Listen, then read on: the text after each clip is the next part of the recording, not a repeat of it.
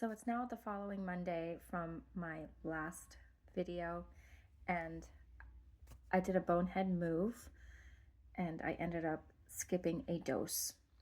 I was traveling back to my place from my parents' place last week, and I was keeping my vial very nice and safely in a bag of ice.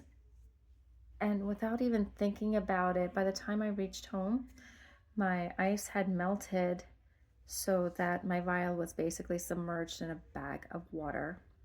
So, lesson learned. Now, I was so tempted to use this medication regardless because I thought, okay, it's water. What's a big deal if I inject myself with some water? But a few things wrong. One, if anything seeps into the vial, it could be contaminated. And water is not bacteriostatic water. This is not sterile water. So you don't want to be injecting yourself with contaminated anything. Another thing is, even if it was fine, you have, and suppose I injected more bacteriostatic water than what's required. Even that's not good, right? Because now the dosage is off. When you are working with medications and working with the human body, you need to be extremely cautious.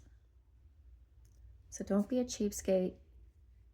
It's a buck that you're going to lose and it hurts, but kick yourself and move along. So that's what I did. I'm back in my parents' place. My backup vial is here, which is why it was a little bit of a catastrophe for me. I had to wait till I got back. And luckily for me, I was able to go right back into my dosages, which is the second dose of my 5 milligrams. If it had been just 2 days more, a total of 14 days, if it had been 14 days, I would have probably had to go back to the priming dose of 2.5 milligrams, which I don't want to do. I want to move it along. So that was a saving grace, and that was about it. We've talked about half-life of this peptide, and by the time the weekend rolled around, I might have had 1.4, 1.6 milligrams of the peptide circulating in my bloodstream. And that's a very, very light dose. The food noise returns. The food noise returns in a bad way. I felt like having pizza, and I had pizza. I didn't even stop myself, and I ate the whole darn thing. There was no feeling of fullness. I went to bed early, and I woke up in the middle of the night with severe discomfort, a little bit of acid reflux, and did not have a good sleep that night. The next day, I bought some ice cream. I don't even really like ice cream all that much, but maybe it's the heat. I don't know what, but I bought myself some ice cream and I had 5 scoops. So yes, when that little bit of the medication is circulating in your body, you will get that food noise back. And you see it week to week as it is before you even take the next shot, that the appetite comes back. Well, the appetite doesn't really leave so much, but the food noise comes back. And I noticed myself going to the fridge quite a bit and going into my pantry quite a bit. Since I'm losing weight or trying to lose weight, I'm not keeping a lot of ready-made goodies at home. So everything that I have to cook to eat. And that's a little hack to keep from mindlessly eating. But I don't live in a village. It's very easy for me to go to the grocery store and pick something up, or just like I did with the ice cream.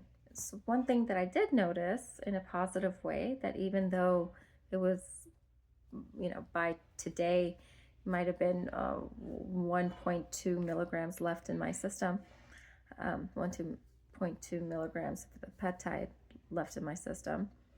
I'm not mindlessly eating. I'm not just whatever I can, eat, eat, eat, and then 2 minutes later, eat, eat, eat. So there is some level of the GLP working behind the scenes, I'm happy to say. So at this time, I definitely have more than 6 milligrams of the peptide in me, my 5 milligram dose plus 1.2 circulating in my system, and I'm feeling it. I did have some Turkish eggs, which had about 38 grams of protein the way I made it today. I'm feeling very, very, very full. I'm feeling a little dehydrated. That could also be I went for a nice long bike ride.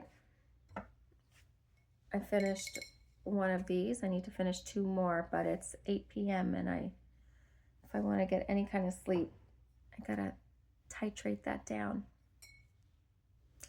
So in short, life happens and you roll with the punches and keep it moving. I'm not gonna let it get me down. There's nothing I can do. It's already happened. And I'm in it for the long haul until I lose the weight, right? So a blip here, a blip there isn't going to get me off course.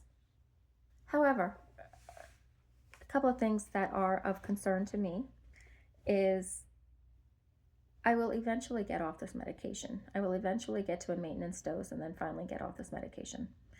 And I haven't even been on it for 6 weeks. I need to use this time to get better eating habits.